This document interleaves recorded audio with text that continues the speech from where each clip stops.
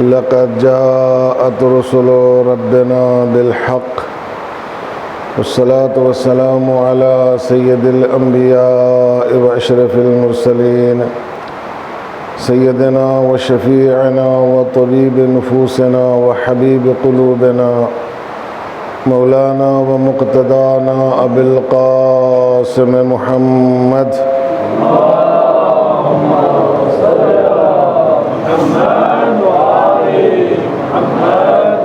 صلى الله عليه وعلى أهل بيته الطيبين الطاهرين المعصومين المظلومين المنتخبين المنتجبين الأكرمين الذين أذهب الله عنهم الرجس وطهرهم تطهيرا.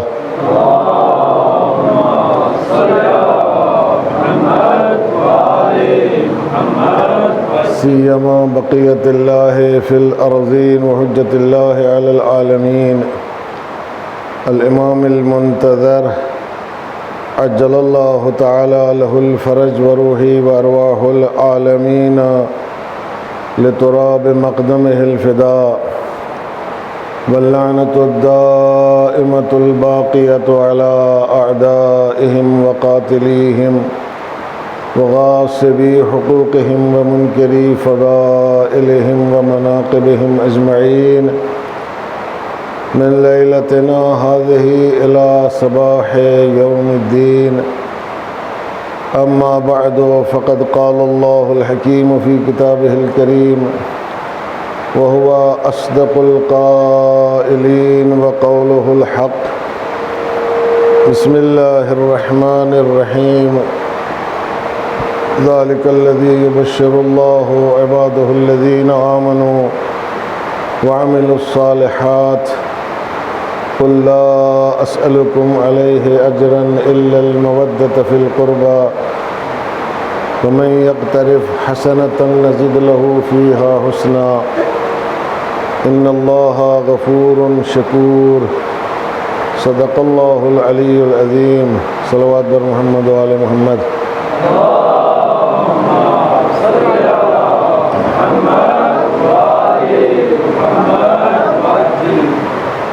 ایک بار اور صلوات پڑھیں بآواز بلند محمد و آل محمد علیہ السلام.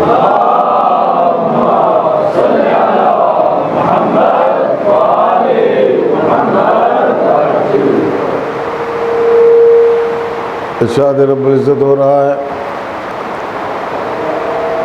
سورہ مبارکہ شورا میں ذالک الذی یبشر اللہ عبادہ الذین آمنوا وعملوا الصالحات.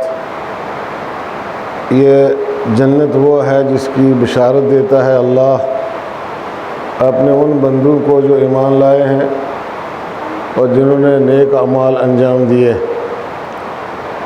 قل لا اسألکم علیہ اجرا الا المودۃ فی القربى. اے ہمارے حبیب ان سے کہہ دیجئے کہ میں تم سے رسالت کے عوض کسی اجر کا مطالبہ نہیں کرتا الا المودۃ فی القربى، مگر یہ کہ تم میرے قرابت داروں سے مودت رکھو، میرے قرابت داروں سے محبت رکھو. ومن یقترف حسنۃ نزد له فیہا حسنا. جو بھی نیکی کرے گا ہم اس کی نیکی میں اضافہ کر دیں گے. ان اللہ غفور شکور. بے شک اللہ بخشنے والا ہے اور شکور ہے، یعنی قدردانی کرنے والا ہے. کل میں نے اپنی گفتگو میں زیادہ تر اس بات پر زور دیا تھا کہ ہمیں ان مجالس کی اہمیت کو سمجھ کر کے ان کے سلسلے میں اپنے اندر خلوص پیدا کرنا چاہیے، اخلاص پیدا کرنا چاہیے، ان کی اہمیت کو درک کرنا چاہیے اور ان میں اس طریقے سے شرکت کرنا چاہیے کہ جس طرح ہم نماز میں شرکت کرتے ہیں. ظاہر سی بات ہے کہ نماز میں جب آدمی شرکت کرتا ہے تو اس سے پہلے کچھ مقدمات ہوتے ہیں جن کو وہ انجام دیتا ہے. وہی مقدمات جو جسمانی نہیں روحانی انسان کو مجلس میں شرکت کرنے کے لیے بھی انجام دینا چاہیے. صلوات پڑھیں محمد و آل محمد پر.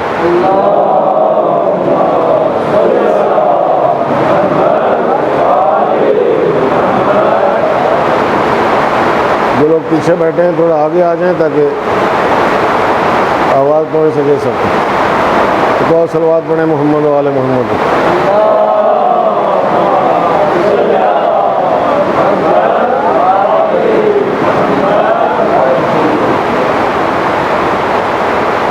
جو جتنا اپنے اندر اخلاص پیدا کرے گا اتنا ہی ان مجالس سے اس کو فائدہ پہنچے گا، اور جس کے اندر اخلاص میں جتنی کمی ہوگی وہ اتنا ہی اس کے فائدے سے دور رہے گا. جسمانی طور پر کسی چیز کے قریب ہو جانا نہیں کہلاتا ہے. آدمی پورے وجود کے ساتھ اگر کسی چیز کے قریب ہو تو اس کو کہتے ہیں کہ یہ قریب ہوا ہے. جب ایسا ہوتا ہے کہ جسمانی طور پر آدمی کسی کے قریب ہے لیکن حقیقت میں قریب نہیں ہوتا ہے،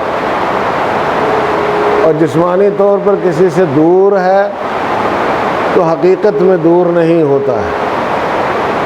آئے سمجھ میں؟ اس کی یہی مثال لے لیجیے.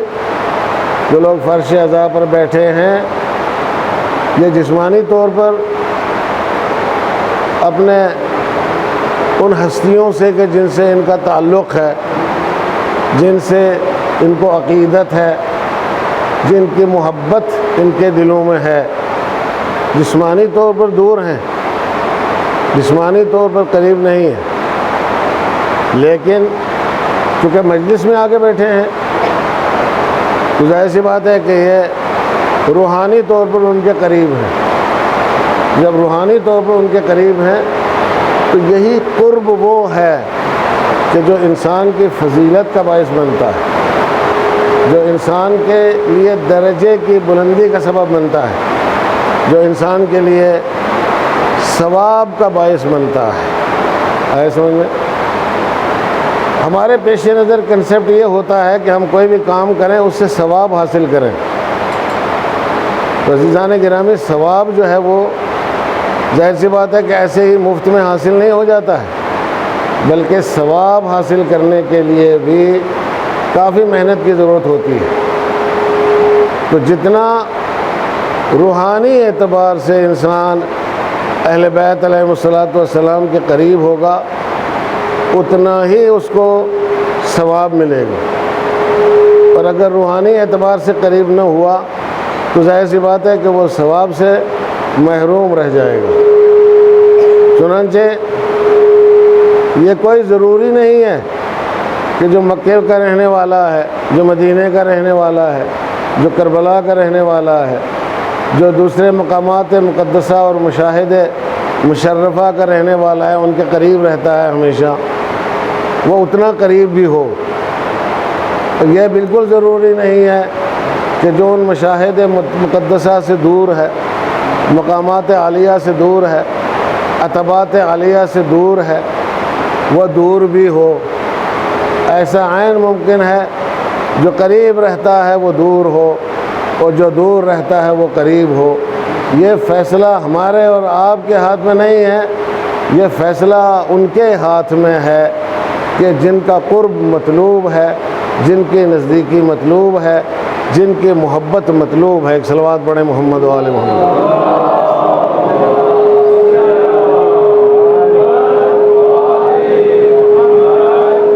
یہ فیصلہ ان کو کرنا ہے کہ ایسا ممکن ہے کہ قریب رہنے والے کو دور کر دیں اور دور رہنے والے کو قریب کر لیں. ان کے لیے کوئی چیز مشکل نہیں ہے، ان کے لیے کوئی چیز جو ہے وہ بعید نہیں ہے.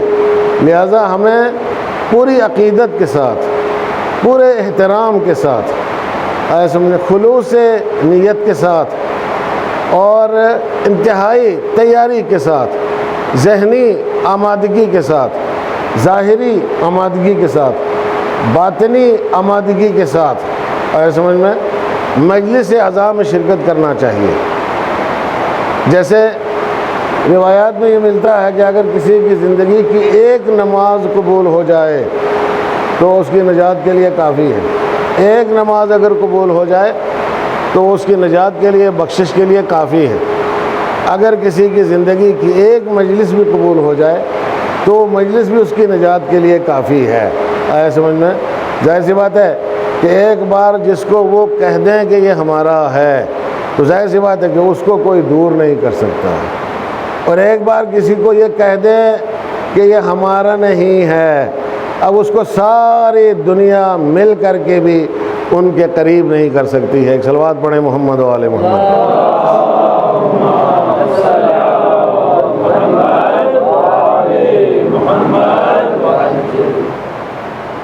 یہ سامنے کی باتیں میں آپ کے خدمت میں عرض کر رہا ہوں، بالکل ایک دم سامنے کی باتیں ہیں، لیکن ان کے اوپر دھیان دیں آپ۔ ہم پوری زندگی یہ کوشش کرتے رہیں اور یہ کہتے رہیں کہ ہم مولا کے ماننے والے ہیں، مولا کے چاہنے والے ہیں، ہم ان سے محبت کرتے ہیں، ہم ان سے مودت رکھتے ہیں، ہم ان سے عقیدت رکھتے ہیں۔ پوری زندگی ایک انسان یہ کوشش کرتا رہے، یہ کہتا رہے، دہراتا رہے، پڑھتا رہے، سناتا رہے، آیا سمجھ میں؟ اس کا کوئی فائدہ نہیں ہے جب تک ایک بار ان کی طرف سے یہ تصدیق نہ ہو جائے کہ یہ ہمارا ہے۔ سمجھ میں آیا؟ ایک بار ان کی طرف سے کم یہ تصدیق اور یہ تائید ہونا ضروری ہے کہ یہ ہمارا ہے۔ چنانچہ ہمارے آنے کا مقصد کیا ہے؟ ہمارے آنے کا مقصد یہ نہیں ہے کہ ہم اپنی طرف سے کہتے رہیں ہم ان کے ہیں، ہم ان کے ہیں، ہم ان کے ہیں، بلکہ ہم اپنے آپ کو اس مقام پر پہنچائیں، اس اسٹیج پر پہنچائیں، پاکیزگی اور طہارت کی اور تقوی کی اور ایمانداری کی اور دیانت داری کی اس منزل پر پہنچائیں کہ جہاں وہ کہیں کہ یہ ہمارا ہے، جہاں وہ کہیں کہ یہ ہمارا ہے۔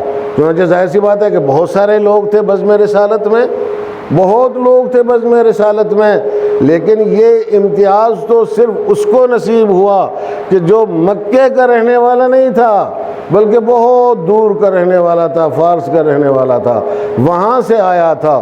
جو آس پاس کے رہنے والے تھے وہ یہ امتیاز حاصل نہیں کر سکے، مگر جو بہت دور کا رہنے والا تھا اس کو سرکار رسالت نے کہا سلمان منا اہل البیت، سلمان ہم اہل بیت میں سے ہے۔ ایک صلوات پڑھیں محمد و آل محمد۔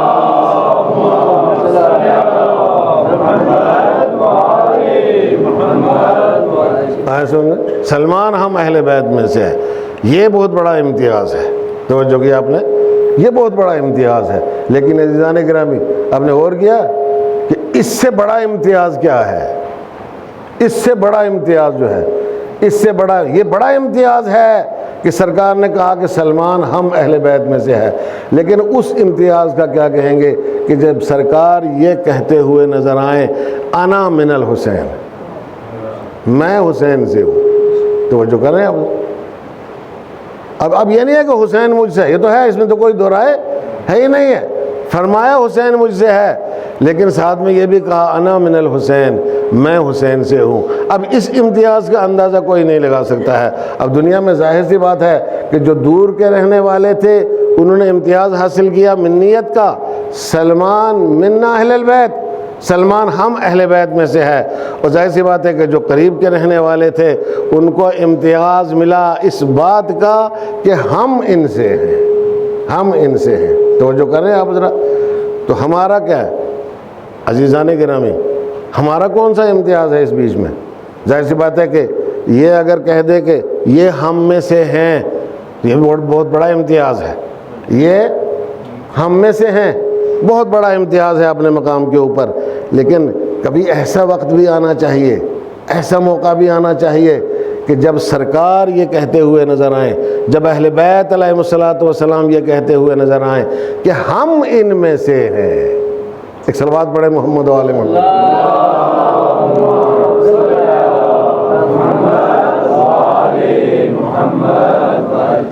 ایک اور صلوات پڑھیں محمد و آل محمد۔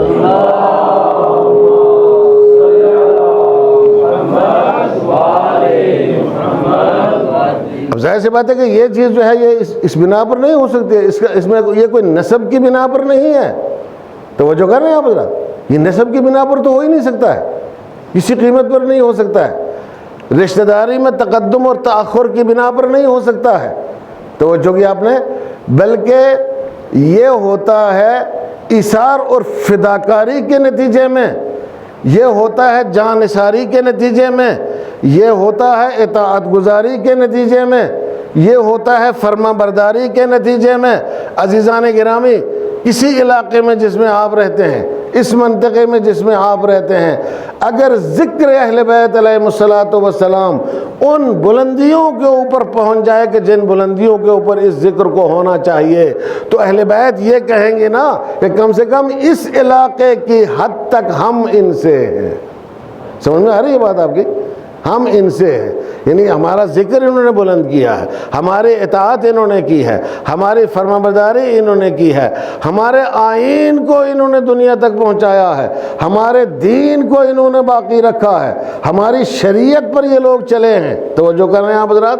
تو جن کے وجود سے شریعت باقی رہے، جن کے وجود سے آئین باقی رہے، جن کے وجود سے دین باقی رہے، تو ظاہر سی بات ہے کہ ان کے وجود سے کون کون باقی رہے گا؟ وہ جو صاحب شریعت ہے وہ بھی باقی رہے گا، وہ جو صاحب دین ہے وہ بھی باقی رہے گا، بلکہ اس سے بڑھ کر کے میں کہوں وہ جو عین دین ہے وہ بھی باقی رہے گا، وہ جو اصل شریعت ہے اور عین شریعت ہے وہ بھی ان کے وجود سے باقی رہے گا۔ ایک صلوات پڑھیں محمد و آل محمد۔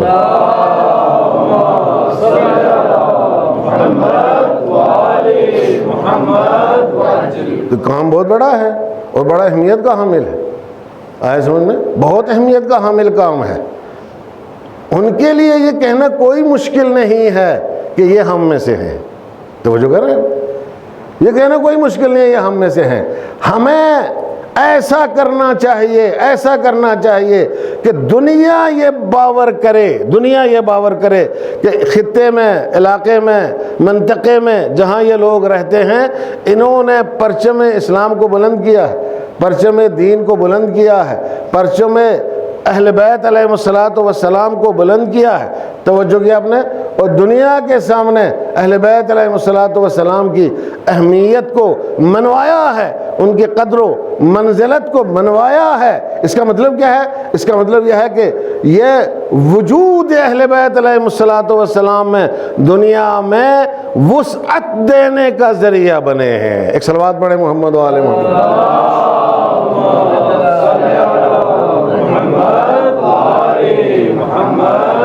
جب آدمی کسی ناآشنا کو آشنا بناتا ہے، آیا سمجھ میں؟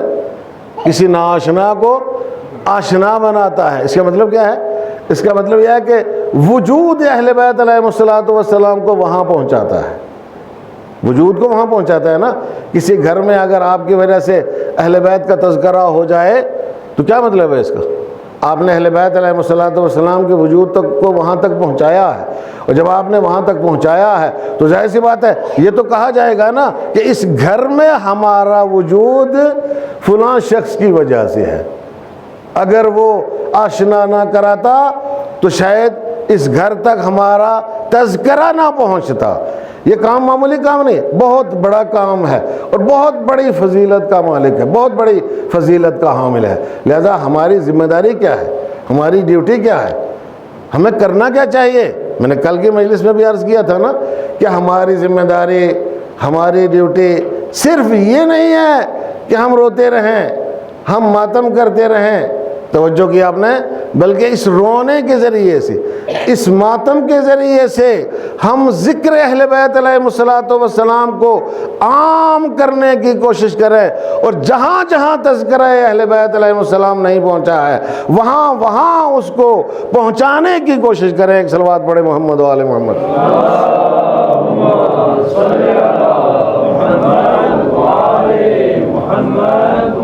چنانچہ آپ حضرات آیہ بلغ سے واقف ہیں۔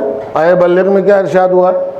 آیہ بلغ میں ارشاد ہوا ہے یا ایھا الرسول بلغ ما انزل الیک من ربک، اے رسول جو پروردگار بہت پہلے سے نازل ہوا تھا. اب اس کا اندازہ نہیں لگا سکتا وہ کب بتا دیا تھا, کب یہ عہد و پیمان ہوا تھا, آیا سمجھ, کب یہ معاہدہ ہوا تھا. سمجھ میں آیا حضرات, کس وقت یہ معاہدہ ہوا تھا؟ بلغ ما انزل الیک من ربک وَإِن لَمْ تَفْعَلْ فَمَا بَلَّغْتَ رِسَالَتَهُ. اگر تم نے یہ نہیں کیا تو تم نے رسالت کا کوئی کام انجام نہیں دیا. یہ بات صرف غدیر تک محدود نہیں ہے. اگر تم نے بھی اہل بیت علیہ السلام کے تذکرے کو ایک گھر سے دوسرے گھر تک نہیں پہنچایا, دوسرے گھر سے تیسرے گھر تک نہیں پہنچایا, ایک قریے سے دوسرے قریے تک نہیں پہنچایا, دوسرے قریے سے تیسرے قریے تک نہیں پہنچایا, ایک شہر سے دوسرے شہر تک نہیں پہنچایا, ایک ملت سے دوسری ملت تک نہیں پہنچایا, ایک قوم سے دوسری قوم تک نہیں پہنچایا, تو تم نے دین کا کوئی کام انجام نہیں دیا. ایک صلوات پڑھیں محمد و آل محمد.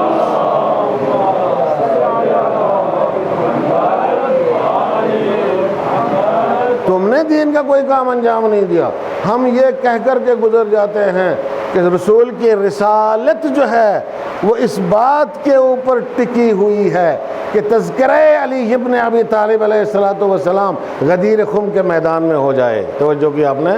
تو عزیزان گرامی, ہمارا تو وجود اس بات کے اوپر ٹکا ہوا ہے, ہمارا تو دین اس بات کے اوپر ٹکا ہوا ہے, ہمارا تو ایمان اس بات کے اوپر ٹکا ہوا ہے کہ ہم ذکر علی ابن ابی طالب علیہ السلام کو, ذکر اہل بیت علیہ السلام کو اس طریقے سے عام کریں دنیا میں کہ جہاں جہاں تک نہیں پہنچا ہے وہاں وہاں تک اس ذکر کو پہنچانے کی کوشش کریں. ایک صلوات پڑھیں محمد و آل محمد.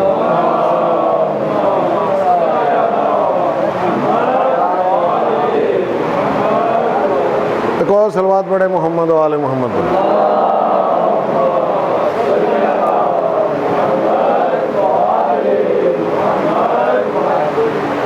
یہ ذمہ داری ہے, یہ بہت بڑی ذمہ داری ہے, اور اس ذمہ داری کو پورا کرنا بہت زیادہ ضروری ہے. اور اس تناظر میں ظاہر سی بات ہے کہ پالیسی بنا کر کے اس کے اوپر عمل کرنا ضروری ہے. اس تناظر میں ہر آدمی جو ہے وہ اس کوشش میں رہے نا, ہر آدمی اس تگ و دو میں رہے. ہر آدمی کا مطمع نظر یہ ہونا چاہیے کہ ہم کسی نہ کسی طریقے سے بھی تذکرہ اہل بیت علیہ السلام دنیا کے گوش گزار کریں. توجہ کی آپ نے. میں نے کل ایک بات عرض کی تھی, آپ کے ذہنوں میں ہونا چاہیے انشاءاللہ کہ بھائی ہماری ذمہ داری, جہاں علی ابن ابی طالب علیہ السلام کی ذمہ داری صرف اتنی ہے کہ وہ ایک انسان کی اگر ہدایت کر دے تو دنیا و ما فیہا سے بہتر ہے علی کے لیے. توجہ کر رہے ہیں آپ حضرات. وہاں اگر ایک مسئلہ ہم دین کا, شریعت کا, اسلام کا, اہل بیت علیہ السلام کی ایک حدیث اگر کسی کے گوش گزار کر دے, دنیا میں کسی تک پہنچا دے, تو ظاہر سی بات ہے یہ ہماری نجات کے لیے کافی ہے. اور یہ کسی نہ کسی حد تک جو ہے وہ ہم نے اپنی ذمہ داری کو نبھانے کی کوشش کی ہے. جو ہماری خلقت کا مقصد ہے گویا اسے ہم نے پورا کرنے کی کوشش کی ہے. ایک صلوات پڑھیں محمد و آل محمد.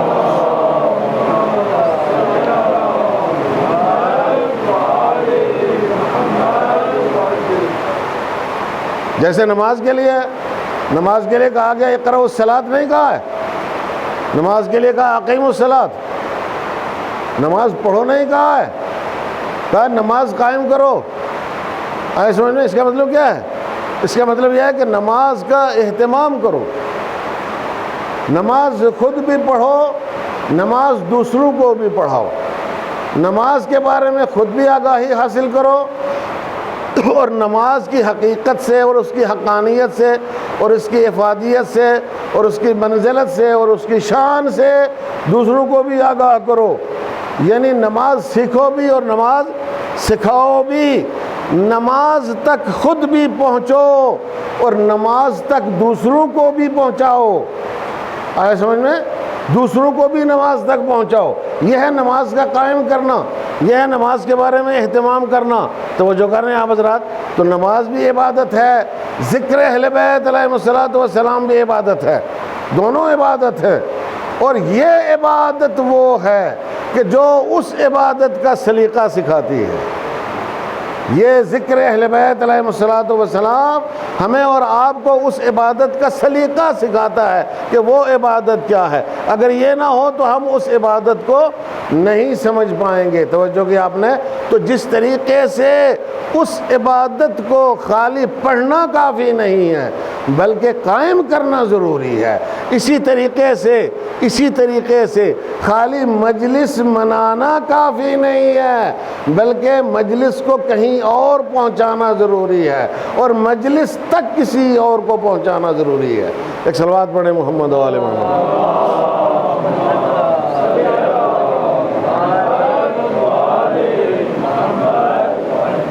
ایک اور صلوات پڑھیں محمد و آل محمد۔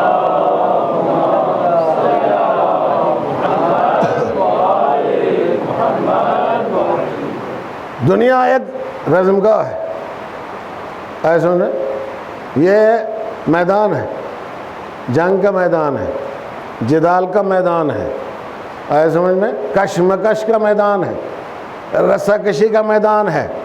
شیطانی طاقتیں اپنے پورے وجود کے ساتھ اس کوشش میں لگی ہوئی ہیں کہ دین کا چرچا کم کیا جائے، اہل بیت علیہ الصلوۃ والسلام کا چرچا کم کیا جائے، آئے سمجھ میں، دنیا کو دین اور اہل بیت علیہ الصلوۃ والسلام سے دور کیا جائے۔ توجہ کی آپ نے؟ تو جس زمانے میں جس قسم کا چیلنج ہو اسی طرح کا جواب بھی انسان کو تیار کرنا پڑتا ہے، اسی حساب کی تیاری بھی انسان کو کرنا پڑتی ہے۔ توجہ کی آپ نے؟ اگر دشمن اسلحے سے لیس ہو اور ہمارے پاس کوئی ہتھیار نہ ہو تو ہم دشمن کا مقابلہ نہیں کر پائیں گے۔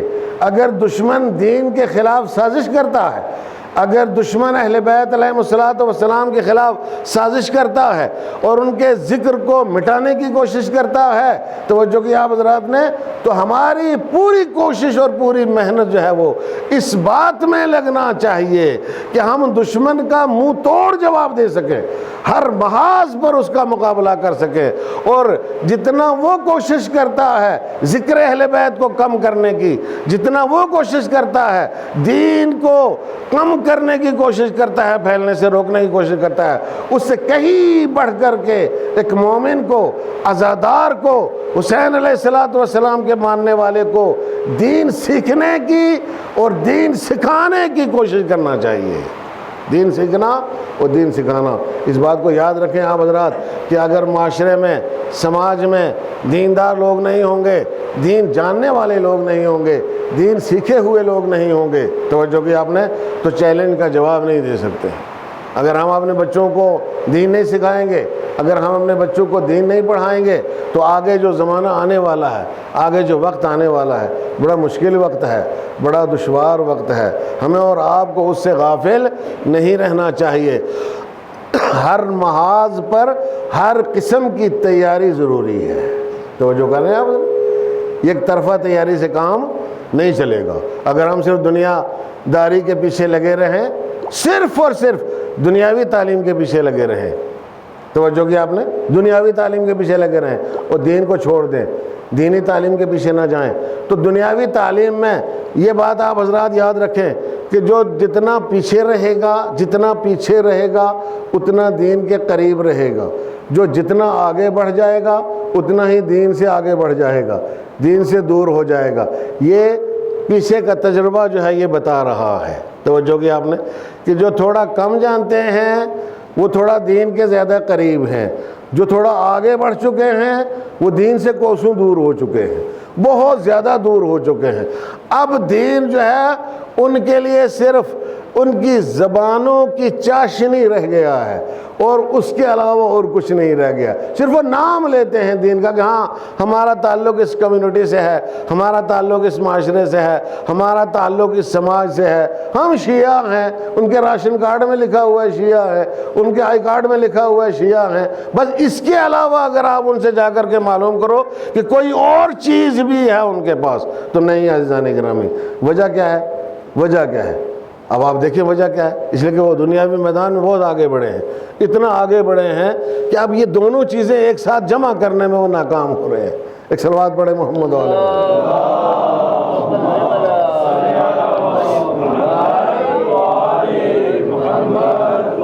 دونوں چیزوں کو ایک ساتھ اکٹھا نہیں کر پا رہے ہیں، ان کی سمجھ میں نہیں آ رہا ہے کہ ہم کس طریقے سے دونوں چیزوں کو اکٹھا کریں۔ ایک طرف دنیا کی چکا چوند ہے، آئے سمجھ، دنیا کے زرق و برق ہے، دنیا کا ڈھیر ہے، بے شمار دنیا ہے، دولت ہے، انبار لگے ہوئے ہیں دولت کے، عیاشی کے میدان کھلے ہوئے ہیں، عیاشی کے اڈے ہر جگہ قائم ہیں۔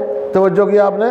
اور ظاہر سی بات ہے کہ اس سے، اس سماج سے، اس سوسائٹی سے، اس بے دین معاشرے سے باہر نکلنے کی ان کو فرصت ہی نہیں ملتی ہے کہ وہ اس کے بارے میں بھی سوچیں، دین کے بارے میں بھی۔ توجہ کیا آپ حضرات نے؟ عزیزان گرامی، اب آپ اپنے اس معاشرے کے جو لوگ تھوڑا سا ترقی کر کے کچھ تھوڑی سی دنیا حاصل کر کے اس سے باہر نکلے ہیں، اپنے میں اور ان میں آپ کو زمین آسمان کا فرق نظر آئے گا۔ ایک صلوات پڑھیں محمد و آل محمد۔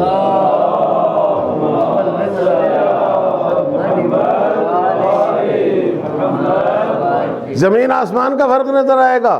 یہاں کا غریب، یہاں کا مزدور، توجہ کی آپ نے، وہ دین کے قریب ہے، وہ مجلس میں آ کر کے بیٹھتا ہے، آیا سمجھ میں، وہ والدین کی قبر پر جا کر کے خود فاتحہ پڑھتا ہے، وہ ان کے لیے قرآن خوانی منعقد کرواتا ہے، خود بھی پڑھتا ہے، دوسروں سے بھی پڑھواتا ہے۔ لیکن جو بہت آگے بڑھ چکے ہیں ان کو فرصت نہیں ہے کسی کی قبر کے اوپر جانے کی، ان کو آتا ہی نہیں ہے کہ کسی کے لیے فاتحہ کس طریقے سے پڑھنا ہے۔ توجہ کی آپ حضرات نے؟ ہاں وہ دے دیتے ہیں، کسی کو پیسہ دے دیتے ہیں کہ یار تم فاتحہ پڑھ دینا۔ توجہ کی آپ نے؟ کسی کو پیسہ دے دیتے ہیں تم مجلس کروا دینا، کسی کو پیسہ دے دیتے ہیں تم قرآن خوانی کروا دینا، آیا سمجھ میں؟ اب ظاہر سی بات ہے کہ اس کا کتنا ثواب ہے، کتنا اجر ہے، اور ان کو کس سے توقع ہے، اور کس کا پڑھا ہوا پہنچتا ہے، کس کا پڑھا ہوا نہیں پہنچتا ہے۔ سمجھ میں آیا؟ یہ بہت ساری باتیں میٹر کرتی ہیں، کس کا پڑھا ہوا پہنچے گا، کس کا پڑھا ہوا نہیں پہنچے گا، یہ میرے آپ کے بس میں تو ہے نہیں ہے نا، یہ لے جانے والوں کی ذمہ داری ہے کہ وہ کس سے کس کے لیے لے جائیں گے اور کس سے کہیں گے نہیں ہمیں تمہاری ضرورت نہیں، ہم اس کو لے کے نہیں جائیں گے، ہم نوکر تھوڑا ہی لگے ہوئے ہیں تمہارے کہ ہم اس کو لے کر کے چلے جائیں گے۔ توجہ کیا آپ نے؟ یہ اپنے بس میں نہیں، عزیزان گرامی، لہذا اس بات کو ذہن میں رکھیں کہ ظاہر سی بات ہے کہ اگر زمانے کے جو چیلنجز ہیں ان کا ہمیں مقابلہ کرنا ہے، ایک طرف اپنے آپ کو دنیاوی میدان میں بھی آگے لے جانا ہے، اس میں کوئی دو رائے نہیں ہے، جانا چاہیے انسان کو آگے، دولت کمانی چاہیے انسان کو، دنیاوی اعتبار سے مضبوط ہونا چاہیے انسان کو، توجہ کی آپ حضرات نے، لیکن دوسری طرف انسان کو دینداری کا دامن بھی نہیں چھوڑنا چاہیے۔ اگر دینداری کا دامن اس کے ہاتھ سے چھوٹ گیا تو ظاہر سی بات ہے اس کی دنیا تو ہے کسی حد تک اس کے ہاتھ میں، دنیا تو کسی نہ کسی حد تک اس کو مل جائے گی، لیکن یہ دنیاوی زندگانی بہت لمبی زندگی نہیں ہے، یہ بہت مختصر زندگی ہے، چھوٹی سی زندگی ہے، یہ ختم ہو جائے گی، اس کے بعد آخرت کی زندگی میں اس کو قدم رکھنا ہے جو ہمیشہ ہمیشہ کے لیے باقی رہنے والی ہے۔ اس کے لیے اگر اس نے اپنے ہاتھوں سے یہاں سے تیاری نہیں کی ہے تو ظاہر سی بات ہے کہ وہ اس زندگی میں کامیاب نہیں ہو سکتا ہے۔ ایک صلوات پڑھے محمد و آل محمد۔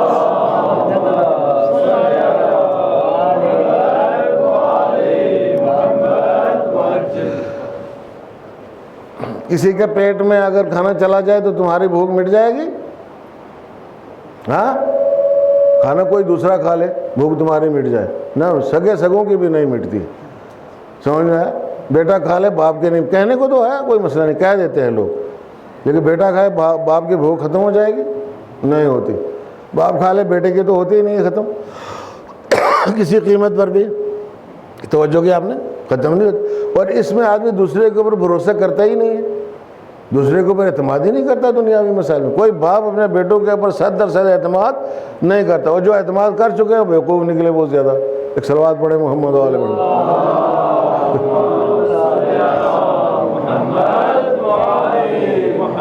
یہ جتنے بزرگ یہاں پہ تو میری عمر کے آئے ہی نہیں، مجلس میں بہت کم لوگ آئے ہیں، ایک آدھ دو مجھے نظر آتے ہیں، باقی کوئی آیا نہیں ہے، وہ بوڑھے ہو گئے ہیں میرے خیال میں، ہے نا، بوڑھے ہو گئے نہیں آئے مجلس میں۔ بوڑھے اگر امام حسین کی مجلس میں نہیں آئیں گے تو میں نہیں سمجھتا کہ وہ کیا جواب دیں گے کل امام حسین علیہ السلام، کون سا منہ لے کے جائیں گے ان کے پاس شفاعت کے لیے؟ اور امام کے ساتھ تو بوڑھے بوڑھے لوگ تھے، کربلا میں بوڑھے زیادہ تھے یا جوان زیادہ تھے؟ بوڑھے زیادہ تھے، 60 سال کے بہت سارے لوگ تھے، 60 سے اوپر کے بہت سارے لوگ تھے کربلا میں. خود امام حسین علیہ السلام، خواتین امام حسین علیہ السلام کے ساتھ جو تھی. تو اب یہ تو مجلسوں سے ہمارے لوگ جلدی ریٹائر ہو گئے. کچھ سمجھ میں نہیں آتا کہ اتنا جلدی ریٹائر ہو گئے. بابا ہر چیز سے ریٹائر ہو جاؤ، لیکن مجلس سے ریٹائر مت ہو، نماز سے ریٹائر مت ہو، مسجد سے ریٹائر مت ہو. آخری وقت تک کہیں اور مت جاؤ. شادی بیاہ میں بچے سے نہ کہو بیٹا میرا ہاتھ پکڑ کے لے چلنا، ذرا نظرہ دینا ہے. مجلس کے لیے کہو بیٹا میرا ہاتھ پکڑ کے لے چلو، مجھے مجلس حسین میں جانا ہے. میرا ہاتھ پکڑ کے لے چلو، مجھے مسجد میں جانا ہے نماز پڑھنے کے لیے. آیا سمجھ میں؟ نہیں. میں دیکھتا ہوں اپنے لوگوں کو، اور پھر ظاہر سی بات ہے تعجب ہوتا ہے، بہت زیادہ تعجب ہوتا ہے کہ بابا عام اوقات میں آپ گرسائی نالہ، مینڈر، سنکوٹ، ادھر ادھر فلاں فستاں ہر جگہ پہنچے ہوئے ہوتے ہو. آیا سمجھ میں؟ اور کوئی ہاتھ پکڑنے والا بھی نہیں ہوتا ہے، کوئی راستہ دکھانے والا بھی نہیں ہوتا ہے. اور جب مجلس ہوتی ہے یا نماز ہوتی ہے، جمعہ ہوتی ہے، تو وہاں آپ کو تکلیف ہو جاتی ہے، وہاں پہنچ ہی نہیں پاتے ہو. سمجھ میں نہیں آتا ہے کیا کون سی منطق ہے، کون سی لاجک ہے، کون سی عقیدت ہے، کون سی محبت ہے. آیا سمجھ میں؟ کون سی حسینیت ہے، یہ میری سمجھ میں نہیں ہے. کون سی رشتہ داری ہے امام حسین علیہ السلام و سادات کو، کون سی رشتہ داری ہے آخر؟ اللہ کو خوف کرو بابا. جو بزرگ حضرات ہیں ان کو مجالس میں آنا چاہیے، ان سے مجلسوں کی رونق ہے. اور جو دوسرے جوان طبقہ ہے ان کی ہمت افزائی ہوتی ہے، ان کا حوصلہ بلند ہوتا ہے. اور ظاہر سی بات ہے کہ امام علیہ الصلوۃ والسلام جو ہے وہ خوش ہوتے ہیں، فخر کریں گے کہ یہ بزرگ جو ہے وہ گھر سے چل کر کے مجلس میں شرکت کرنے کے لیے آیا ہے. ظاہر سی بات ہے اس سے بڑی بات کیا ہو سکتی ہے؟ بزرگوں کو آنا چاہیے مجلس میں، آ کر کے شرکت کرنا چاہیے، کوئی دور نہیں ہے. اسی لیے ہر محلے میں مجلس ہو رہی ہے، ہر محلے میں. یہاں مجلس ہو رہی ہے، بغل میں ہنڈی مجلس ہو رہی ہے، وہ ادھر بغل میں نہیں، ادھر پارموری میں مجلس ہو رہی ہے. توجہ کیا ہے؟ ادھر بھائی دڑا میں شاید مجلس ہو رہی ہوگی، کہاں کہاں ہر جگہ مجلس ہو رہی ہے. لیکن اتنا قریب ہونے کے باوجود بھی ہمارے بزرگ حضرات میں دیکھتا ہوں کہ مجلس میں جانے کا ٹرینڈ جو ہے بزرگوں کا ختم ہو گیا ہے. بچوں کو بھیج دیتے ہیں، کچھ جوان جو ہے وہ چلے آتے ہیں. یہ عقیدت سمجھ میں نہیں آتی ہے. نماز آخری وقت تک معاف نہیں ہے. ایک صلوات پڑھیں محمد و آل محمد پر.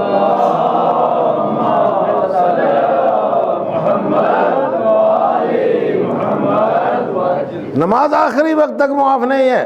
نماز کسی حالت میں بھی معاف، کسی حالت میں بھی معاف نہیں ہے. جب نماز جیسی عبادت جس کے لیے بہت زیادہ شرائط ہیں، توجہ کی آپ نے، کسی حالت میں معاف نہیں ہے، تو عزاداری کیسے معاف ہو سکتی ہے؟ کیسے معاف ہو سکتی ہے عزاداری؟ سمجھ میں آیا؟ بالکل معاف نہیں ہو سکتی عزاداری، کسی قیمت پر بھی معاف نہیں ہو سکتی ہے. اگر نماز کے بارے میں تم سے پوچھا جائے گا قیامت کے دن، خدا پوچھے گا نا نماز کے بارے میں کہ تم نے نماز کیوں نہیں پڑھی، سب سے پہلے نماز کے بارے میں پوچھا جائے گا. تو عزاداری کے بارے میں، مجلس عزا کے بارے میں اگر فاطمہ الزہرا سلام اللہ علیہا نے پوچھ لیا کہ تم ایک طرف مجلس ہو رہی تھی، اپنے گھر میں کیوں بیٹھے تھے، کیا جواب دو گے؟ لوگ کیا جواب دیں گے جو شرکت نہیں کرتے مجالس میں؟ توجہ کیا، ان کو متوجہ کریں، متنبہ کریں کہ کچھ نہیں جاتا ہے، آؤ مجلس میں بیٹھو، شرکت کرو، کچھ حاصل کرو، کچھ حاصل کرو، اپنا وقت دو تاکہ تمہیں وقت دیا جائے. سمجھ میں آیا؟ جتنا وقت دو گے اتنا وقت تمہیں ملے گا، جتنی توجہ دو گے اتنی توجہ تمہیں ملے گی، جتنے قدم چل کے آؤ گے اتنے قدم تمہارے ساتھ چلیں گے، جتنی بار تم ان کی زیارت کے لیے جاؤ گے اتنی بار تمہاری زیارت کے لیے آئیں گے. ایک صلوات پڑھیں محمد و آل محمد پر.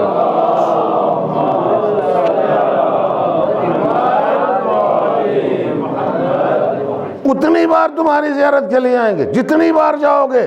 اب جو نہیں جا سکتا ہے زیارت کے لیے، کربلا نہیں جا سکتے ہو، زیارت کے لیے مکہ مدینہ نہیں جا سکتے ہو، زیارت کے لیے نجف اشرف نہیں جا سکتے ہو، کاظمین و سمرہ نہیں جا سکتے ہو زیارت کے لیے، تم مجلس عزائے حسین علیہ السلام میں تو آ سکتے ہو جو تمہارے محلے میں ہے. تمہیں اسی زیارت کا اگر شرف چاہیے، اسی زیارت کا اگر ثواب چاہیے، تو تم اسی نیت کے ساتھ مجلس حسین میں آ جاؤ. تم جتنی بار آؤ گے مولا اتنی بار تمہارے پاس واپس آئیں گے. ایک صلوات پڑھیں محمد و آل محمد.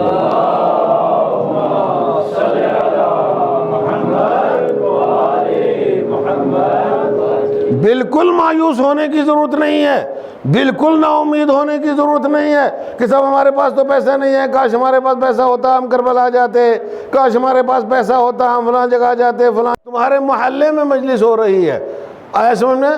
تو مجلس میں چلے جاؤ اٹھ کر کے اسی نیت کے ساتھ کہ وہاں مولا آئیں گے، مولا کی زیارت ہو جائے گی۔ اگر ہم نہ دیکھ پائے تو مولا تو دیکھ لیں گے کم سے کم ہمیں۔ بابا ان کا دیکھنا زیادہ اہمیت رکھتا ہے یا ہمارا دیکھنا زیادہ اہمیت رکھتا ہے؟ سمجھ میں آ رہی ہے بات نہیں؟ وہ اگر ہمیں دیکھ لیں وہ زیادہ اہمیت کی بات ہے یا ہم انہیں دیکھ لیں وہ زیادہ اہمیت کی بات ہے؟ سمجھ آئی بات نہیں آ رہی سمجھ میں؟ وہ دیکھ لیں بڑی اہمیت کی بات ہے، سمجھ میں آیا؟ بڑی فضیلت کی بات ہے، وہ ایک بار نظر ڈال دیں ہمارے اوپر، بہت بڑی فضیلت کی بات ہے، بہت بڑے شرف کی بات ہے، اور یہ شرف تمہیں مفت میں نصیب ہو رہا ہے۔ یقین مانے یہ جوان جو آئے ہیں یہ ان کی نظر میں ہے۔ ایک صلوات پڑھیں محمد و آل محمد۔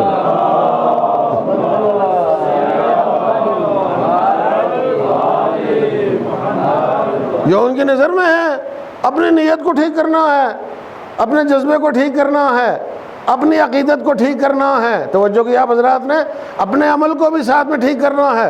تو جو آیا ہے ظاہر سی بات ہے اس کا ان پر ادھار ہے، جو آیا ہے اس کا ان پر ادھار ہے۔ عزیزان گرامی وہ تو عطا کرنے والے ہیں تو کسی کا ادھار کیا رکھیں گے؟ ایک صلوات پڑھے محمد و آل محمد۔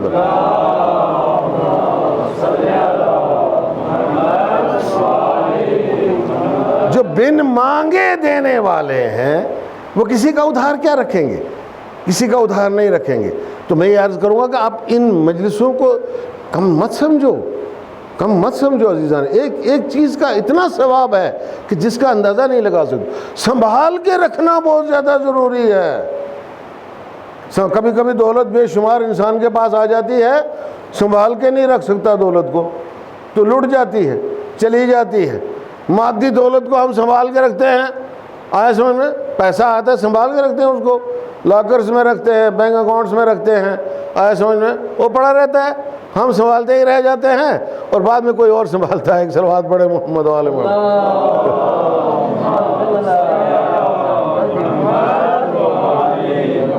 خرچ کوئی اور کرتا ہے، خرچ کوئی اور کرتا ہے۔ یہ پیسے کی ہے، دنیا کی یہی حقیقت ہے، دنیا کی یہی حقیقت ہے۔ یہ جو مانوی دولت ہے، یہ جو روحانی دولت ہے، ہم محسوس نہیں کرتے ہیں نا کہ کتنی دولت ہمیں نصیب ہوتی ہے۔ ایک مجلس میں شرکت کرنے کے نتیجے میں کتنی دولت نصیب ہوتی ہے کہ ایک ایک سانس کے بدلے میں ثواب ہے۔ ایک ایک سانس جو مجلس اعضاء میں بیٹھ کر کے ایک ایک سانس جو لیتے ہو، ایک ایک سانس جو لیتے ہو، اس کا کتنا ثواب ہے، کتنا ثواب ہے، اس کا اندازہ نہیں لگا سکتے ہو۔ میں ایک بات آپ حضرات کی خدمت میں عرض کروں، یہ ہجرت ہے۔ یہ کیا ہے؟ ہجرت ہے، اور ہجرت دین میں رشد کا باعث بنی، ہجرت دین کی نشر و اشاعت کا باعث بنی، ہجرت کا بہت بڑا ثواب ہے۔ آئے سمجھے؟ وَمَنْ يَخْرُجْ مِنْ بَيْتِهِ مُهَاجِرًا إِلَى اللَّهِ وَرَسُولِهِ ثُمَّ يُدْرِكْهُ الْمَوْتِ فَقَدْ وَقَعَ أَجْرُهُ عَلَى اللَّهِ۔ جو اپنے گھر سے نکلے، آئے سمجھ میں؟ مہاجرن الی اللہ و رسولہ، اللہ کی طرف ہجرت کرتا ہوا اور رسول کی طرف ہجرت کرتا ہوا۔ بس کمال کی بات تو یہ ہے کہ اللہ کی طرف ہجرت تو سبھی لوگ کرتے ہیں، توجہ کی آپ حضرات نے، سبھی لوگ کہیں اللہ کی طرف ہجرت کرنا وہیں بیٹھے بیٹھے کر لیں گے نا، وَإِلَىٰ رَسُولِهِ، رسول کی طرف ہجرت کرنا۔ رسول کی طرف ہجرت یہ ہے جہاں جہاں رسول بلائیں وہاں وہاں آنا چاہیے، جہاں جہاں رسول آئیں وہاں وہاں آنا چاہیے، رسول کی طرف ہجرت ہے۔ عزیزان گرامی یہ جو مسجد میں بیٹھ کر کے آدمی سانس لیتا ہے، یہ ہر سانس جو ہے اس سے جب دوسری سانس کی طرف منتقل ہوتا ہے تو ایک ہجرت ہے، اس کی ایک ہجرت ہے۔ کس کی طرف ہجرت ہے؟ امام حسین علیہ السلام کی طرف ہجرت ہے، دین کی طرف ہجرت ہے، رسول خدا کی طرف ہجرت ہے۔ توجہ کی آپ نے، ہجرت ہے، ہر سانس ہجرت ہے۔ ایک سانس لی، دوسری سانس آئی، اس نے ہجرت کی، وہاں امام حسین کے ساتھ پہنچا۔ وہ سانس لی، دوسری سانس آئی، اس نے ہجرت کی، وہاں امام حسین کے ساتھ پہنچا۔ اگلی سانس لی، اس نے ہجرت کی، وہاں امام حسین کے ساتھ پہنچا۔ توجہ کی آپ نے، یہ مذاق نہیں ہے، یہ معمولی بات نہیں، معرفت چاہیے ہے، معرفت چاہیے ہے، شناخت چاہیے، شناخت پیدا کرو، اعتماد پیدا کرو، یقین پیدا کرو، ایمان پیدا کرو۔ وہ کتنا دے سکتے ہیں، ہمارے اندر اعتماد کی کمی ہے، توجہ کی آپ نے، کتنا عطا کر سکتے ہیں، ہمارے اندر یقین کی کمی ہے۔ ہمیں جتنا یقین ہوگا، توجہ کی آپ نے، جتنا اعتماد ہوگا، جتنا بھروسہ ہوگا، اس سے کئی گنا زیادہ وہ دے سکتے ہیں۔ ایک صلوات پڑھے محمد و آل محمد۔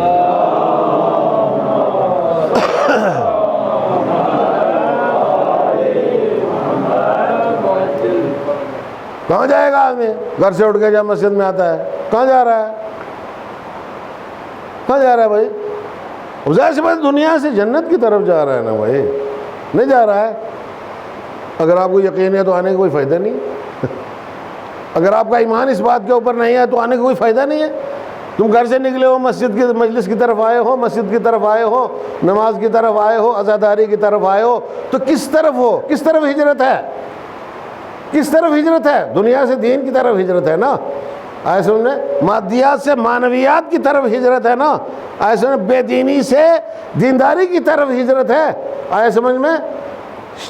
طواغیت سے امام حسین علیہ السلام کی طرف ہجرت ہے، یزید کو چھوڑ کر کے کربلا والوں کی طرف ہجرت ہے، یزید کو چھوڑ کے کربلا والوں کی طرف ہجرت ہے۔ تم ایک ایک قدم پر جو ہے وہ جب ادھر اٹھاتے ہو تو یزید سے دور ہوتے ہو، کربلا والوں سے نزدیک ہوتے ہو، کربلا والوں کے قریب ہوتے ہو۔ ایک ایک قدم پر انسان دنیا سے دور ہوتا ہے، جنت کے قریب ہوتا ہے، بہشت کے قریب ہوتا ہے۔ اور یہ ایمان رکھ کر کے آؤ، یہ یقین رکھ کر کے آؤ اپنے اندر کہ ہم کہاں جا رہے ہیں؟ وہ اپنے مولا کی طرف جا رہے ہیں۔ کہاں جا رہے ہیں؟ امام حسین کی طرف جا رہے ہیں۔ کہاں جا رہے ہیں؟ رسول خدا کی طرف جا رہے ہیں۔ کہاں جا رہے ہیں؟ بی بی فاطمہ الزہرا سلام اللہ علیہا کی طرف جا رہے ہیں۔ کہاں جا رہے ہیں؟ امام حسن مجتبیٰ کی طرف جا رہے ہیں، امام حسین شہید کربلا کی طرف جا رہے ہیں۔ تو کہاں جا رہے ہیں؟ یہ نہیں ہے، یہ حقیقت نہیں ہے، اس میں کوئی مبالغہ ہے بھائی، اس میں کوئی مبالغہ ہے؟ آپ کو یقین ہے اس بات پر یا نہیں ہے؟ وہ نہیں ہے تو فائدہ نہیں ہے ہمارے آپ کے یہاں آنے کا، کوئی فائدہ نہیں ہے۔ پھر کس کو دکھانے کے لیے آئے ہو؟ کس کو خوش کرنے کے لیے آئے ہو؟ کس کو راضی کرنے کے لیے آئے ہو؟ کیا کوئی رسم ہے کیا؟ رسم نہیں ہے بابا، یہ عبادت ہے، حقیقی عبادت ہے، یہ ہجرت ہے، حقیقی ہجرت ہے۔ توجہ کی آپ نے، حقیقی ہجرت ہے۔ اب ظاہر سی بات ہے کہ یہاں جب آ جائے انسان تو پھر یہاں سے واپس نہیں جانا چاہیے۔ ایک صلوات پڑھے محمد و آل محمد۔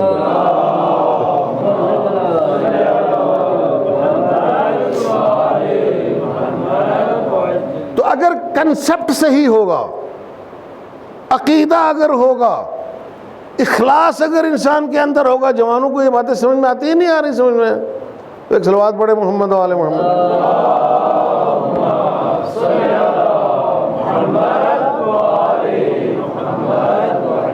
تو یہاں کا یہ سفر جو ہے، یہاں کا یہ سفر جہاں یہاں تک ہوا ہے، یہ یہاں سے آگے کی طرف ہوگا، پیچھے کی طرف نہیں ہوگا۔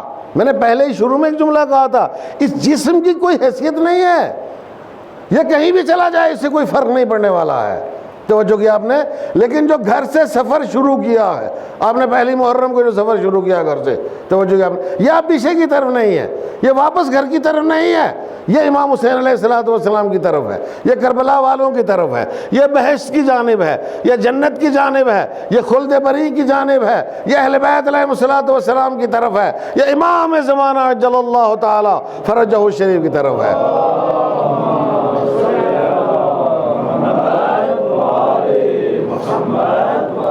ایک اور صلوات پڑھیں محمد و آل محمد۔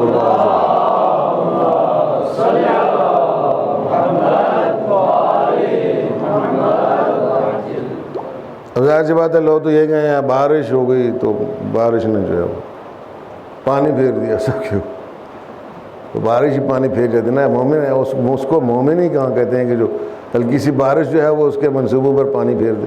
کہ ہم نے تو نیت کی تھی آنے کی، مگر صاحب بارش نے پانی پھیر دیا۔ یہ بارش کیا ہوتی ہے؟ گرمی کیا ہوتی ہے؟ دھوپ کیا ہوتی ہے؟ بارش کیا چیز؟ سردی کیا چیز؟ یہ چیزیں رکاوٹ بنتی ہیں مومن کے ارادوں کے سامنے۔ مومن کے ارادوں کے سامنے یہ چیزیں رکاوٹ بنتی ہے؟ نہیں بننا چاہیے نا، رکاوٹ بننا ہی نہیں چاہیے. مومن کا ارادہ، المومن کالجبل الراسخ، مومن جو ہے وہ مضبوط چٹان کی مانند ہوتا ہے. اس کو بڑی بڑی آندھیاں جو ہے وہ اپنی جگہ سے نہیں ہلا سکتی. بڑی بڑی آندھیاں، یہ چھوٹی موٹی بارش کیا کر لے گی اس کو؟ آئے سمجھ میں؟ اب نہیں، ایسا نہیں ہے کہ جو نہیں آیا کوئی بات نہیں، اللہ پروردگار عالم ان کو بھی ثواب عطا فرمائے. جو کہ نیت کی ہوگی آنے کی، نہیں آ سکے تو نیت المومن خیر من عمل، مومن کی نیت جو ہے وہ اس کے عمل سے بہتر ہی ہوتی ہے. آئے سمجھ، ان کو بھی انشاءاللہ ثواب ملے گا، ایسی کوئی بات نہیں ہے. لیکن کوشش کی جائے بابا، چلو 4 قدم چلو، گھر سے چلو 4 قدم امام علیہ الصلوۃ والسلام کی طرف. آئے سمجھ، تلاش تو کرو، اسی نیت سے چلو کہ شاید امام سے ملاقات ہو جائے.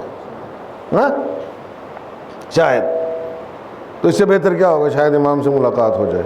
تو مولا ہم آپ کو کہاں تلاش کر سکتے ہیں؟ دنیا میں تو کوئی عطا پتہ ہے نہیں نا مولا کا کہ کہیں تلاش کریں ہم. تو ہم گھر سے مسجد تک آئے تلاش کرنے کے لیے، گھر سے مسجد تک آئے تلاش کرنے کے لیے، گھر سے مجلس تک آئے تلاش کرنے کے لیے. اس کو اسی نیت کے ساتھ ہی سفر کو طے کرو، گھر سے مسجد تک، گھر سے مجلس تک اسی نیت کے ساتھ ہی سفر کو طے کرو کہ ہم اپنے امام کی تلاش میں جا رہے ہیں. کس کی تلاش میں جا رہے ہیں؟ اپنے امام کی تلاش میں جا رہے ہیں، اپنے امام کو ڈھونڈنے کے لیے جا رہے ہیں، تاکہ ان کے محضر میں بیٹھ کر کے مجلس حسین برپا کر سکیں. تم اس نیت کے ساتھ نکلو، انشاءاللہ تمہیں ثواب ملے گا، اور تمہیں یقیناً ثواب ملے گا. اور اس بات کو یاد رکھو میری طرف سے کہ جتنی بار یہ نیت کر کے گھر سے آؤ گے اتنی ہی ملاقاتوں کا ثواب ملے گا. ایک صلوات پڑھیں محمد و آل محمد.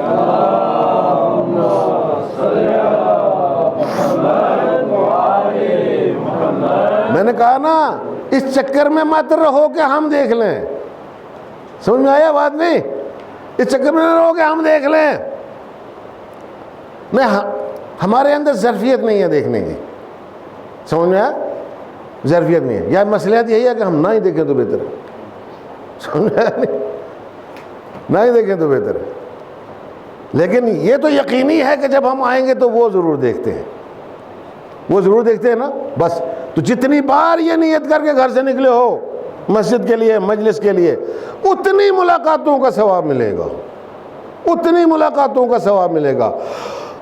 اور جہاں ضرورت ہوگی، جہاں ضرورت ہوگی، توجہ کر رہے ہیں آپ حضرات، جہاں ضرورت ہوگی، جہاں وہ مصلحت سمجھیں گے اتنی بار تمہارے ساتھ ملاقات کے لیے آئیں گے، اتنی بار تمہارے ساتھ ملاقات کے لیے آئیں گے. ایک صلوات پڑھیں محمد و آل محمد.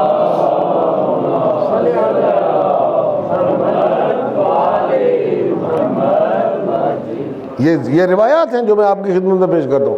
اب ظاہر سی بات ہے میں سارا عربی میں تو نہیں پڑھ سکتا پوری مجلس سے، لیکن ایک ایک لفظ جو میں آپ کی خدمت میں پیش کر رہا ہوں یہ روایات کا نچوڑ ہے، ایسے میں احادیث کا نچوڑ ہے جو میں آپ کے سامنے پیش کرتا ہوں. کوئی بھی شخص جو ہے وہ امام کی زیارت کرنے کے لیے جاتا ہے، جتنی بار وہ امام کی زیارت کے لیے جائے گا قبر میں مولا اتنی بار امام کی زیارت اس کی زیارت کے لیے آئیں گے، اس کی مشکل حل کرنے کے لیے آئیں گے، اس کی پریشانی دور کرنے کے لیے. چونکہ وہاں ضرورت ہے نا، وہاں ضرورت. یہاں کون سی پریشانی ہے ہمیں؟ آپ کو کوئی پریشانی ہے کسی کو؟ بابا کسی کے پاس پیسہ نہیں ہے تو آپ کو کیا پریشانی ہے؟ روزی مل رہا ہے، گزارا چل رہا ہے نا، الحمدللہ بہترین چل رہا ہے. میں سمجھتا ہوں جو غریب لوگ ہیں وہ مزے سے کھاتے ہیں. ایک صلوات پڑھے محمد و آل محمد.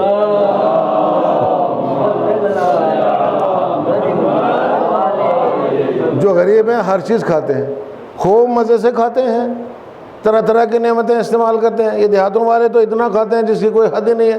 ان کے پاس جیسی نعمتیں ایسی دنیا میں کسی کے پاس ہے ہی نہیں ہے. اللہ کی خالص ترین نعمتیں ان کے پاس ہیں. جو پیسے والے ہیں وہ پھونک پھونک کے کھاتے ہیں بیچارے. ان کو خطرہ ہے کہ کہیں سے پیٹ میں مروڑ پڑ جائے گی، یہ ہو جائے گا، وہ ہو جائے گا، فلاں بیماری لگ جائے گی. وہ زیادہ بیماریوں کے بارے میں جانتے ہیں. سمجھ میں آیا؟ وہ بیماریوں کے بارے میں زیادہ جانتے ہیں، اس کی فکر زیادہ رہتی ہے، اور نہیں وہ کھا ہی نہیں پاتے ہیں. لیکن یہ غریب بیچارے جو مزدور ہے مزے سے کھاتا ہے، اس کو کوئی پریشانی نہیں ہے، کسی طرح کی کوئی بیماری کی فکر نہیں ہے. بیماریاں سب پروردگار عالم دور کرتا رہتا ہے. آیا سمجھ میں؟ اس کو پتہ ہی نہیں چلتا کتنی بیماریاں دور ہو جاتی ہیں، کتنی پریشانیاں اس کی ختم ہو جاتی ہیں. کیا ضرورت ہے پریشان ہونے کی بابا؟ کوئی ضرورت نہیں پریشان، کوئی گھبرانے کی ضرورت نہیں. بالکل قطعاً نا امید ہونے کی ضرورت نہیں ہے. لا تقنطوا من رحمت اللہ. آیا سمجھ میں؟ بس اس بات کا دھیان رکھو کہ دامن اہل بیت علیہ الصلوۃ والسلام ہاتھ سے نہیں چھوڑنا چاہیے. اگر وہ ہاتھ سے چلا گیا تو پھر کچھ بھی تمہارے پاس نہیں ہے. عزیزان گرامی، ہمیں دولت کی ضرورت دنیا میں نہیں ہے، ہمیں دولت کی ضرورت آخرت میں ہے. آخرت میں ہے جہاں بڑی لمبی زندگی گزارنا ہے، وہاں ضرورت ہے ہمیں وسائل کی ضرورت دنیا میں نہیں ہے، ہمیں وسائل کی ضرورت آخرت میں ہے جہاں بڑی لمبی زندگی گزارنا ہے. توجہ کیا آپ نے؟ امکانات کی ضرورت دنیا میں نہیں ہے، امکانات کی ضرورت ہمیں آخرت میں ہے جہاں لمبی زندگی گزارنا ہے. دنیا میں رزق کا وعدہ پروردگار عالم نے کیا ہے کہ دنیا میں ہر انسان کو، ہر جاندار کو، ہر متحرک شے کو روزی میں دوں گا اور میں دیتا ہوں. آخرت کے لیے اللہ نے کوئی وعدہ نہیں کیا ہے. کہا آخرت جو ہے وہ اپنے ساتھ لے کر کے آؤ. ایک صلوات پڑھے محمد والے محمد.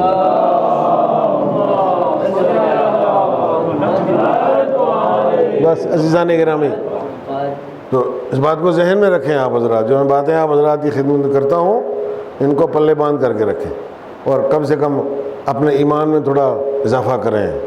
یقین میں اضافہ کریں. اہل بیت علیہ الصلوۃ والسلام کے سلسلے میں بہت زیادہ اضافہ کریں اور ان کے اوپر چھوڑ دیں.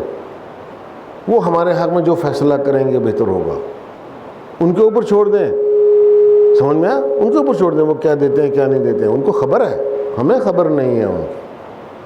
ان کو ہماری پل پل کی خبر ہے، ایک ایک چیز کی خبر ہے. سمجھ آیا؟ اب وقت زیادہ نہیں ہونا چاہیے. کچھ باتیں جو ہے اگر ذہن میں آ گیا تو کل عرض کروں گا، ورنہ میں تو تیاری کر کے آتا نہیں ہوں. سمجھ میں؟ کبھی بھی آج تک کا یہ ریکارڈ ہے کہ تیاری کر کے مجلس پڑھ ہی نہیں سکتا ہوں. سمجھ میں؟ وہ تیاری کر کے اگر کہیں میں دو چار کچھ لکھ کے جیب میں رکھتا ہوں ادھر ہی رہ جاتا ہے، تو بعد میں کہیں جو ہے وہ. بہرحال جو بھی ہے آپ کے سامنے پیش کر دیا ہے. کل بھی انشاءاللہ کوشش کریں گے.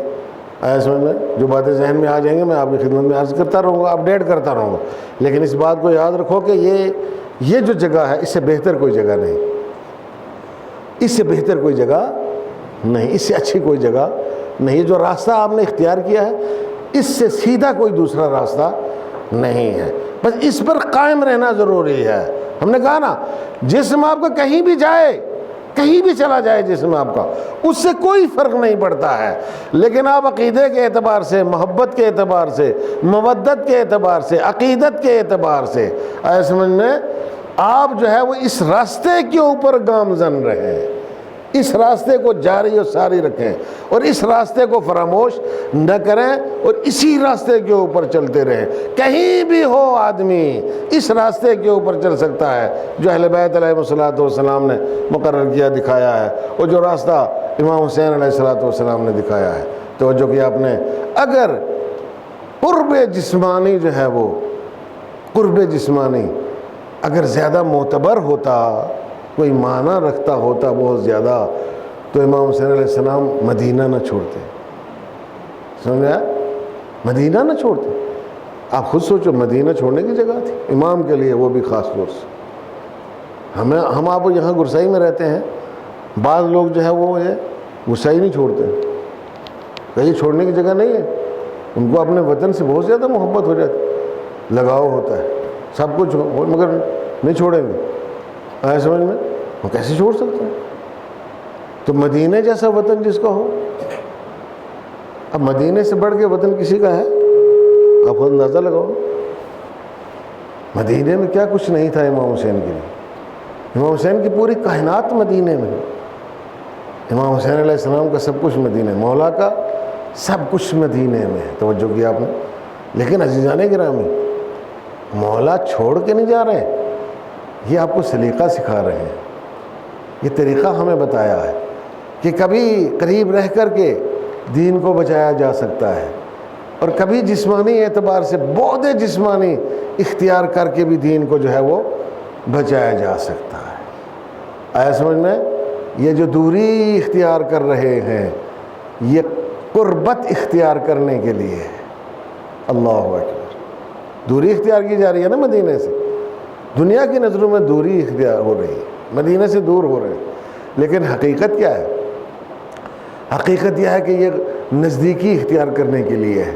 یہ قربت اختیار کرنے کے لیے. توجہ کیا آپ حضرات نے؟ یہ قربت ہے، یہ معمولی بات نہیں ہے. اللہ اکبر. یہ ظاہر سی بات ہے کہ آج یہ رات جو ہے پہلی محرم کی رات ہے، اور امام نے تو مدینہ 28 رجب کو چھوڑا تھا، اور آج تو امام کا سفر جو ہے وہ کربلا کی طرف ہے. یہ چھوٹا سا کارواں، چھوٹا سا قافلہ، اللہ کے بندوں کا چھوٹا سا قافلہ جو ہے روئے زمین پر ملکوتیوں کا چھوٹا سا قافلہ، ملکوتی وہ مخلوق جو ملکوتی بھی جن کے سامنے سجدہ ریز ہوتے ہیں، یہ وہ مخلوق ہے جو مدینہ چھوڑ کے جو ہے وہ مکہ پہنچے، وہاں بھی ان کو جو ہے وہ چین نہیں ملا، پھر وہاں سے کربلا کی طرف روانہ. اللہ اکبر.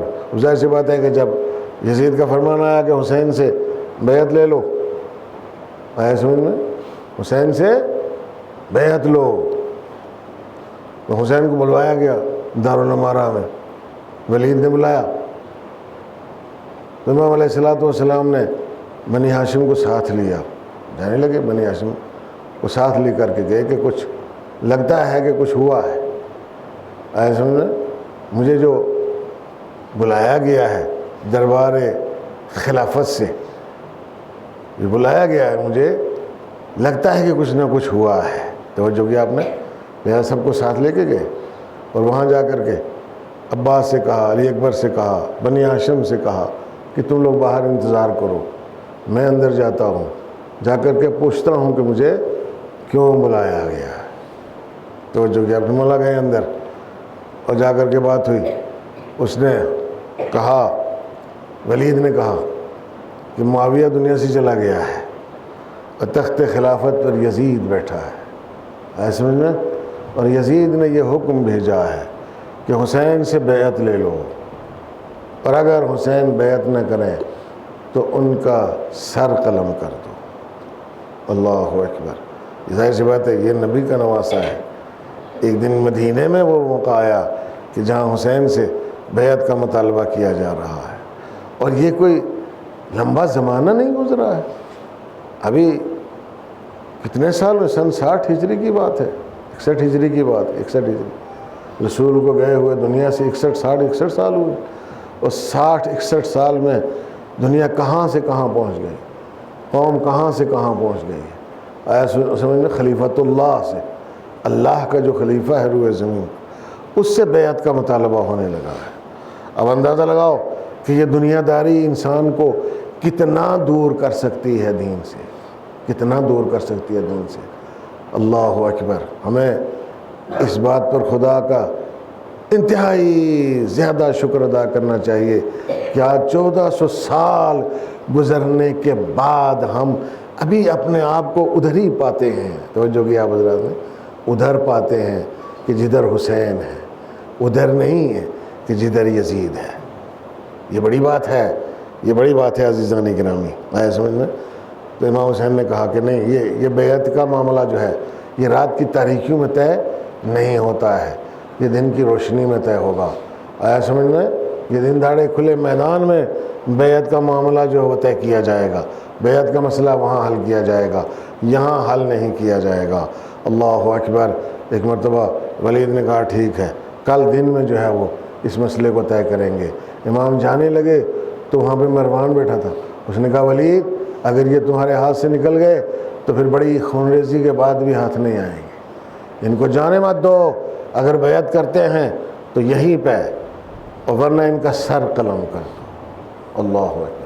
ایک مرتبہ امام حسین نے کہا، امام حسین سے، اے ابن الزرقاء، اے بدکار عورت کے بیٹے، اتحدثنی، تو مجھے دھمکی دیتا ہے، تو مجھے موت سے ڈراتا ہے، اور تو زبردستی مجھ سے بیعت لے گا. امام کا اتنا کہنا تھا، آواز بلند ہوئی دربار میں، تو بنی ہاشم جو ہے وہ ایک مرتبہ امام کے پاس تلواریں سونتے ہوئے پہنچ گئے. کہا کہ ابھی یہاں پر خون کی ندیاں بہا دیں گے. اللہ اکبر. امام نے روکا. امام نے کہا عباس، یہ نہیں، یہ جنگ کا موقع نہیں ہے، جنگ کا موقع یہ نہیں ہے. ایسے جنگ کا کہیں اور ہوگی، یہاں پہ جنگ نہیں ہوگی. بس جانے گرامی مولا واپس آئے، اور ظاہر سی بات ہے کہ جب مولا واپس آئے تو اس کے بعد حسین نے یہ طے کیا کہ اب مدینہ رہنے کی جگہ نہیں ہے، مدینے سے حسین نے ہجرت کا ارادہ کیا. جو ہجرت کا ارادہ کیا ہے تو ظاہر سی بات ہے یہ تو طبیعی بات ہے. اللہ اکبر. حسین کہاں کہاں گئے ہوں گے رخصت ہونے کے لیے. ظاہر سی بات ہے کہ رسول کی قبر پر گئے ہوں گے رخصت ہونے کے لیے. جناب فاطمہ زہرا کی قبر پر گئے ہوں گے رخصت ہونے کے لیے. اور کیا کچھ نہیں کہا ہوگا حسین نے, کیا فریاد نہیں کی ہوگی حسین نے. اللہ اکبر. کیا کچھ نانا سے عرض نہیں کیا ہوگا. جب آیات یہ کہتی ہیں کہ حسین اس رات میں ظاہر سی بات ہے کہ پوری رات سو نہیں پائے, اور پھر بیوت بنی ہاشم میں اس رات بھی کوئی سو نہیں پایا, پوری رات سو نہیں پایا. اور حسین 3 بار قبر رسول خدا کے اوپر رخصت ہونے کے لیے گئے. 3 بار. اللہ اکبر.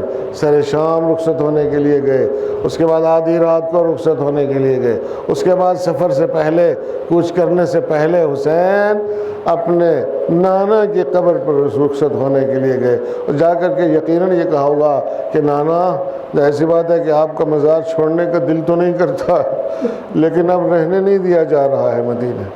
اب مدینے میں رہنے نہیں دیا جا رہا ہے, بلکہ مدینے سے نکلنا ضروری ہو گیا ہے. کتنی بار حسین نے جا کر کے فریاد کی ہوگی, کیا کچھ نہیں کہا ہوگا حسین نے. اللہ اکبر. اور پھر اپنی مادر گرامی کی قبر سے بھی رخصت ہونے کے لیے گئے. حسین کی وہ دکھیاری ماں جس نے اپنے اس فرزند کو چکیاں پیس پیس کر کے پالا, انتہائی ناز و نعم سے پالا ہے. ایک مرتبہ حسین فاطمہ زہرا کی اپنی مادر گرامی کی قبر کے اوپر گئے اور جا کر کے قبر سے لپٹ کر کے رونے لگے کہ اماں جان اب آپ کی قبر کے مجاوری سے محروم کیا جا رہا ہے, اب آپ کا یہ فرزند ہجرت کرنے کے اوپر مجبور ہے, آپ کی قبر کی مجاوری ترک کرنے کے اوپر مجبور ہے. کہتے ہیں کہ ایک مرتبہ حسین قبر سے لپٹے ہوئے تھے, آنکھ لگ گئی, فاطمہ زہرا کو خواب میں دیکھا, میرے لاحل میرے فرزند کیا تو یہ سوچتا ہے کہ تو مدینہ چھوڑ کر کے جائے گا تو تیری ماں مدینے میں رہ جائے گی. حسین زہرا مدینے میں نہیں رہ سکتی ہے, میرے لال جہاں جہاں تو جائے گا یہ تیری دکھیاری ماں ہر اس موقع کے اوپر, ہر اس مقام کے اوپر تیرے ساتھ جائے گی. تو مکے میں ہوگا زہرا تیرے ساتھ ہوگی, تو کربلا میں ہوگا زہرا تیرے ساتھ ہوگی, تو شام میں ہوگا زہرا تیرے ساتھ ہوگی. بس عزیزان گرامی, ایک مرتبہ قبروں سے رخصت ہو کر کے, مزاروں سے رخصت ہو کر کے آئے اور تیاری کی, سفر کی تیاری کی, قافلہ تیار کیا, سوار ہونے کی باری آئی تو اپنے اپنے رشتہ داروں نے, قرابت داروں نے اپنے قرابت دار مخدرات عصمت و طہارت کو سوار کرنا شروع کیا. بیویوں کو سوار کر لیا گیا. ایک مرتبہ زینب کو سوار کرنے کی باری آئی, قاسم بھی آگے بڑھے, علی اکبر بھی آگے بڑھے, عباس بھی آگے بڑھے, بنی ہاشم آگے بڑھے, انتہائی احترام کے ساتھ, انتہائی عزت کے ساتھ بی بی کو سوار کیا. بس عزیزان گرامی, میں نے آپ کی زحمت کو تمام کیا. یہ وہ منظر تھا مدینے میں بی بی کو مہری میں بٹھانے کا.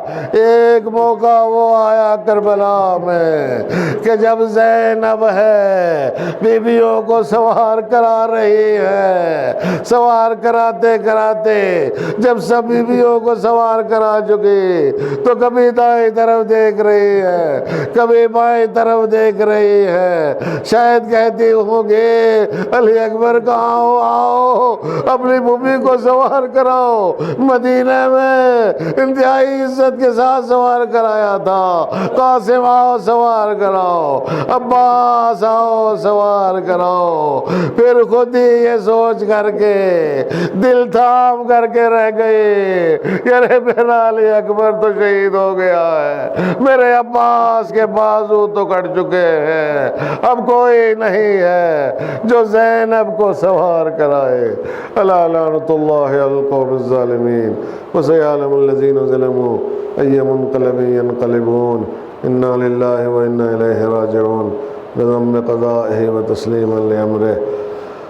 اللهم كن لوليك الحجة ابن الحسن صلواتك عليه وعلى آبائه في هذه الساعة وفي كل ساعة وليا وحافظا وقائدا وناصرا ودليلا وعينا حتى تسكنه أرضك طوعا وتمتعه فيها طويلا.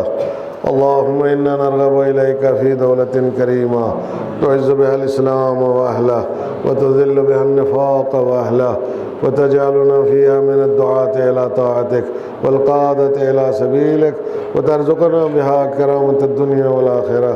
اللهم ما عرفتنا من الحق فحملنا وما قصرنا عنه فبلغناه برحمتك یا ارحم الراحمین. معبود ہماری اس قلیل عبادت کو قبول فرما. پروردگارہ ہماری اس حاضری کو قبول فرما.